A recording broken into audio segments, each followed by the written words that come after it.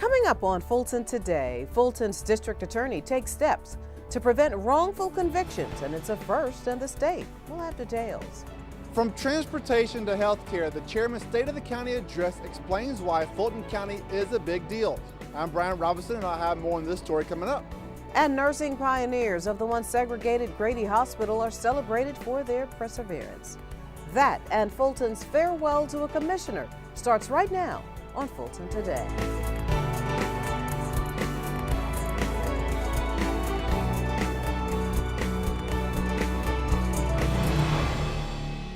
Welcome to Fulton Today, everybody. I'm Shania Chavis-Rucker. A tough week for Fulton commissioners as they say farewell to the dean of their board. We'll have a special remembrance for the longtime public servant, Commissioner I Darnell, just a little later in the show.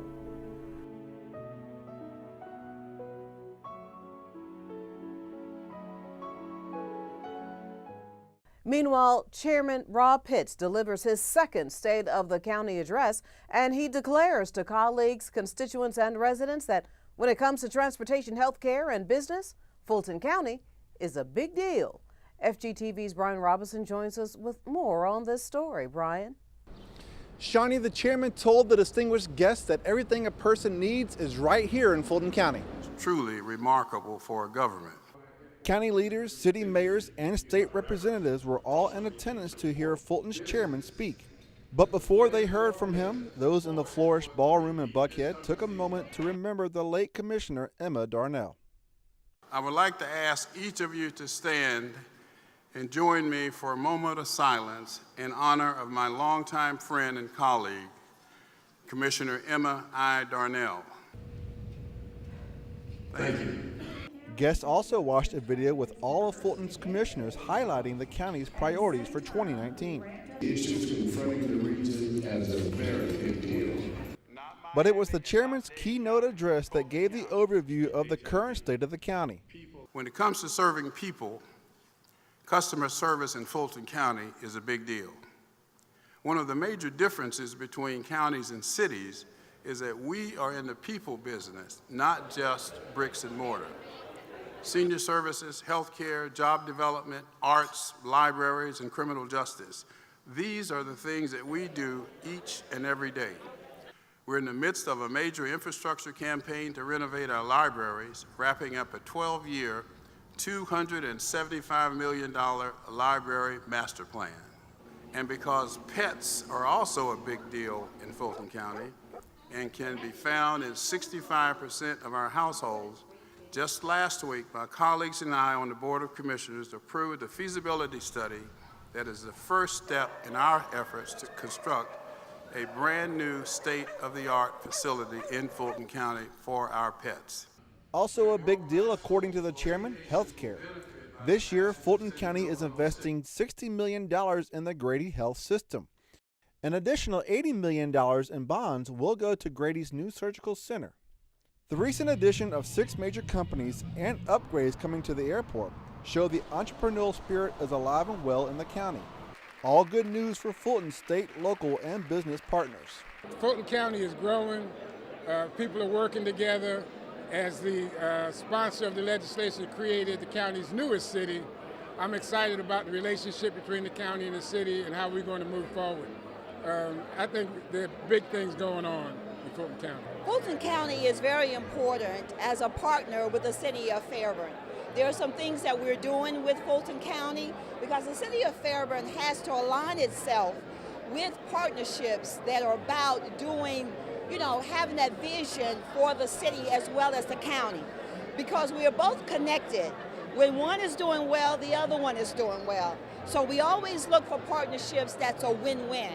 And Fulton County has been very instrumental in the city of Fairburn doing some of the things that they have on board and also helping us with our vision. Well, Roswell Inc. is a partner, economic development partner with the city of Roswell. We partner and bring jobs. That's important to us, to bring jobs, develop businesses, keep them in our city, and bring new business. Select Fulton has been a tremendous partner to us in helping us bring those large businesses and developments to Roswell and helping to fund those developments. It's been a wonderful partnership.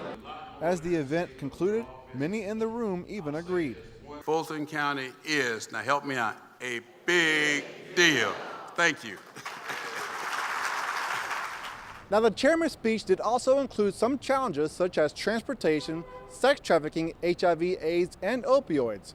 The chairman says those issues will continue to be a priority for 2019. Reporting for FGTV, I'm Brian Robinson. Thank you, Brian. Fulton and DeKalb's Board of Assessors come together for a routine joint meeting. This gathering with both boards is to ensure uniformity exists in the sales ratio of both counties. This annual meeting is necessary since the city of Atlanta lies in Fulton and DeKalb. Fulton's chief appraiser, Dwight Robinson, is pleased to report uniformity does exist. DeKalb's sales ratio, the median ratio, puts them at 98%, and here in Fulton we're at 97%. The chief appraiser went on to say the sales ratio variance can be no more than 10%. Fulton and DeKalb are in full compliance with Georgia state law since the current variance is at 1%. Meanwhile, the chief appraiser was also busy helping Citizens University students comprehend assessments. Dwight Robinson and representatives from the tax assessor's office provided an in-depth explanation about the tax assessment process. From determining property values to how they can be appealed, the students heard all about the services the assessor's office offers. In addition, Department of Finance representatives explained how the budget is balanced and how that plays a key role in ensuring Fulton remains financially stable. Hearing from Fulton's chief appraiser and the finance department gave the class a better understanding of how each department makes key decisions that impact all of Fulton County residents. The budget is obviously a big concern. Revenues in comparison to expenditures. I'm always interested in that type of stuff.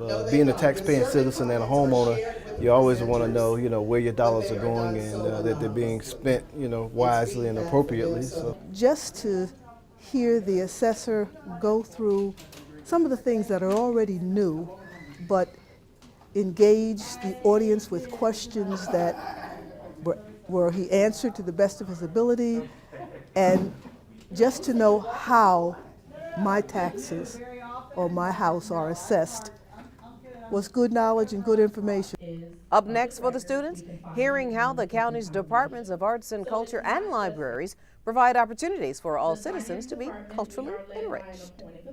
Fulton's district attorney takes a bold step to investigate and remedy wrongful convictions. DA Paul L. Howard Jr. announces his new Conviction Integrity Unit, the first of its kind in the state. FGTV's Daryl Carver has the story.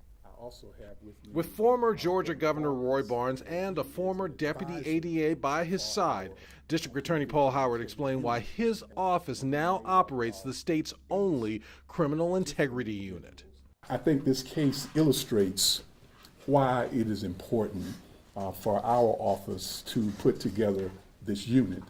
The case referenced is the State versus Frederick Gant. In 2013, Frederick Gant was sentenced to life in prison for 2 murders. After the trial, the DA's office learned one of its major witnesses was in the DeKalb County Jail under an alias during the night in question. Mr. Gant, the defendant in the case, was retried. He was retried without the testimony of Mr. Smith, and he was found not guilty. Because the state did not have Mr. Smith's perjured testimony. The Criminal Integrity Unit already has an advisor in Governor Barnes and a consultant in Melissa Redmond, now a UGA professor. The unit will also feature a new director and an 8-member review panel who will decide if a case falls into at least one of 4 categories to be considered for reinvestigation. I think that what we have here is a recognition that I rush to judgment sometimes. There are folks that shouldn't have been convicted, or they shouldn't have been convicted of what they were because of other circumstances, and the heat of the moment pushed things over. And what we hope the unit will concentrate on is not just the reviews that Mr. Howard has talked about, is also those front-end reforms to prevent any wrongful convictions in the future. The district attorney says his office is taking a significant risk by creating the Criminal Integrity Unit. Former Governor Roy Barnes disagrees. This is so necessary, and I want to tip my hat to Paul Howard. Most prosecutors would never do this. And I want to tip my hat to Paul Howard for the courage that he has at looking at mistakes that occurred and be willing to make sure they're set right.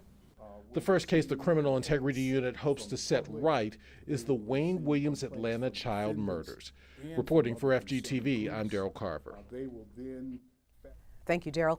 Part of the CNN Investigates team helps Fulton's justice partners celebrate the law and the First Amendment. The courts, along with the Atlanta Bar Association and the Gate City Bar Association, hosted Law Day 2019 at the Judge Romay T. Powell Juvenile Justice Center in downtown Atlanta. Inspired by the First Amendment, this year's Law Day theme was free speech, free press, and free society. There is a message for younger people to get into law through this process. There are scholarships that are funded, and those scholarships give opportunity for young people to go to Washington to experience the law as it is in that environment, and perhaps to be inspired to maybe go on to either work within the juvenile law or maybe work outside of juvenile law, but also just be engaged in the legal process. The Law Day program featured guest speakers Melissa Golden, a photojournalist, and Ashley Fentz from CNN Investigates. The agenda also included the presentation of the 2019 Future Leaders of American Scholarship recipients and a Law Day version of Who Wants to Be a Millionaire? I wanted to participate in today because I felt that journalists have to be able to explain the importance of the First Amendment to the public, and the more that we can engage and explain how we do our job, the more there'll be greater understanding. I really wanted to stress the importance of the Fourth Estate's role in a functioning democracy, the importance of determining truth, seeking truth, disseminating truth. We're having a hard time with that these days in this country, and it's difficult to know where to turn to for good information, but I do want people to know that the classic news outlets are still worth listening to and reading. President Dwight D. Eisenhower proclaimed May 1st as Law Day in 1958 as a way for communities to reflect on the role of law in the foundation of our country and to recognize its importance for our society. And coming up next on Fulton Today, remembering Commissioner Emma I. Darnell in our district by district coverage.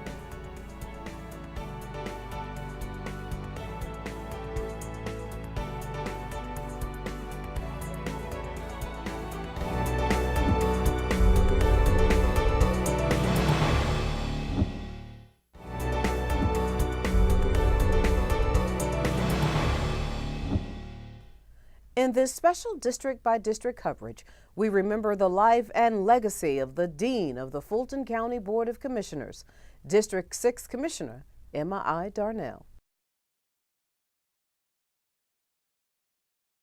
Fulton County government is mourning the passing of the Dean of the Board of Commissioners.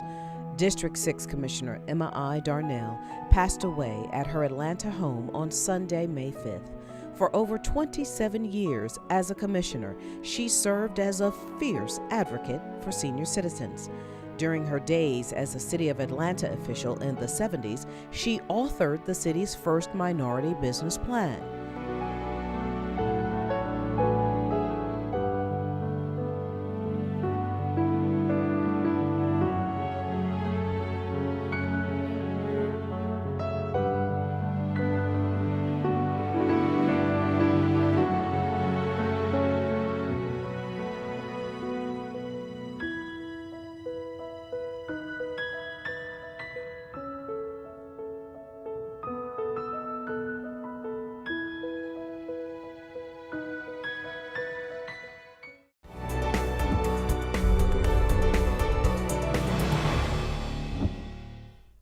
Fulton leaders shed light on mental health awareness. As a part of Mental Health Awareness Month, the county is hosting a number of programs to inform residents about the services available to them. During one of the presentations at the Fulton County Government Center, one of Fulton's behavioral health clinicians hosted a session on living your best life. It was an insightful discussion on finding purpose and inner happiness. It's important for the county to offer this class because as employees, we get so consumed with life and personal factors that we often bring those to work with us, and we need to be mindful to be able to separate our personal and our professional so that while we are here, we can give our most to the county, the citizens, and the job itself. Mental illness, it alters your mind, the way that you think, or your behavior, or just your actions in general. So if they notice a change, or if they talk with their primary care doc, a lot of times the doctor will make some recommendations. Fulton commissioners kicked off the month with an official proclamation as a part of the county's strategic priority, all people are healthy. There are 2 events this week in recognition of Mental Health Awareness Month. You can get details on the county's website. Meanwhile, Fulton seniors are also enjoying a month of activities geared especially toward them. It's officially Older Americans Month. Just check out the seniors at the Harriet G. Darnell Senior Multipurpose Facility, all decked out in their hats. The Mother's Day Tea and Mini Hat Show honor the mothers of the Darnell facility. Mothers are our most important gifts, and I remember my mom. She was a very, very beautiful person in my life. This is just one of the many events held this month at every senior center. The Department of Senior Services has wonderful opportunities for the community during Older Americans Month. Just to highlight a few, one example is the Adult Day Open House. This is new to our calendar, but it's very important for the community to learn more about this very critical program. Meanwhile, at the Benson Center, it was the annual Golden Games. Participants of the various centers compete in a myriad of games for bragging rights. It's about participating, getting out, participating, having a good time, being together. Of course, people that compete, they like to win, so it's always a competition, but it's really more about just getting out and moving and being part of a group. It was exciting to me. All the groups came prepared. We all worked very hard, and of course it showed because we got this. But we love doing a competition. It just shows that seniors are not old people who just sit around doing nothing. Fulton Senior Services team has put together a full calendar of events. The month culminates with the Senior Summit Thursday, May 30th at 9 a.m. at the Darnell facility. All Fulton County seniors are invited to attend. An historic first at the Auburn Avenue Research Library when the first ever African American nurses tell their stories about serving in the first ever colored unit at the then segregated Grady Hospital. This is really a program about nurses who integrated Grady Hospital, specifically first through the nursing program and then the hospital itself. I graduated in 1962, entered in 1959, yeah. It was a wonderful learning experience and personal experience, and not just with nursing, but we had teachers who nurtured us and structured us and tried to shelter us, love us, and teach us. So we had to grow up being nothing but very, very self-confident. I am a Grady baby. Segregation has been with us all of our lives, and to be able to talk about the experience at Grady, the good, bad, and the ugly, it's a thing of getting it off your chest, getting it out there where other people will understand. And not saying that the experience, I wouldn't trade anything for it. Was there ever a time that you really thought that you wouldn't see light at the end of the tunnel? Sometimes we forget what people before us went through to get to where they are and ultimately where we are. I think we have to constantly remind each other about our histories, because if we don't, it'll be lost. And to be able to capture and preserve it is so important. And I'm glad that the Auburn Avenue Research Library is doing that. And still to come on Fulton Today, the Buckhead Library's youngest patrons display their finest clothes to celebrate their branch. We'll explain when we come back.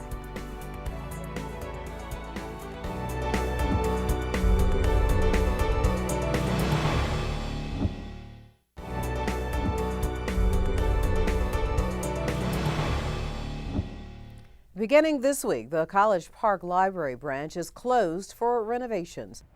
The branch located on Main Street in College Park is expected to be closed for 3 to 6 months. Similar to the Adams Park Library, which closed for the same reason last month, upgrades include new HVAC systems, roofing, upgraded technology, improved layouts, new shelving, study rooms, ADA accessible restrooms, and much more.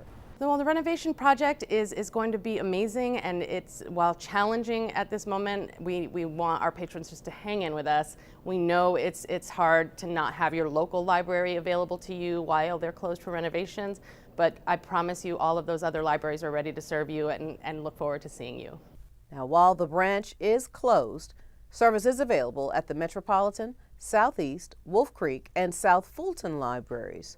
Once again, patrons have been asked to transfer hold items to one of those locations as well as return library items. For up-to-date information on this renovation project and the entire library renovation project, just call the Library Renovation Hotline at 404-613-READ. That's 404-613-7323. And finally, a group of very young citizens put on their finest clothes to honor their favorite library.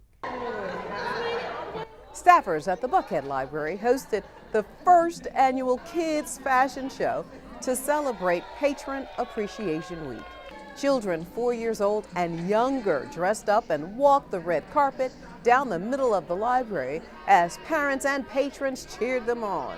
We wanted to show our patrons appreciation for their support. We have some very loyal participants that come weekly, twice a week to participate in our story time and our crafts. And we just wanted to show them appreciation, give them some 15 minutes of fame of being at the Buckhead Library, and they really, really enjoyed it, and we enjoyed it as well. It's awesome. It's a lot of fun. A lot of good interaction. It's a great place for the kids to come and learn and socialize with other kids in the neighborhood, and just lots of great educational events. The fashion show was a part of a 2-day-long program about the Buckhead branch. Members of the Buckhead Heritage Society also discussed how the library came to be named and presented some history about the branch. Both events were among the last before this library also closes its doors for renovations. Super cute. And before we go, our reminder that FGTV wants to connect with you online. Be sure to follow FGTV on Facebook, Twitter, and Instagram for up-to-date Fulton County news. You can also watch a replay of this show and any other FGTV program anytime on our YouTube channel, so please subscribe. Well, that does it for this edition of Fulton Today. I'm Shania Chavis-Rucker. Thank you so much for watching. Join us each week for news around and about Fulton County.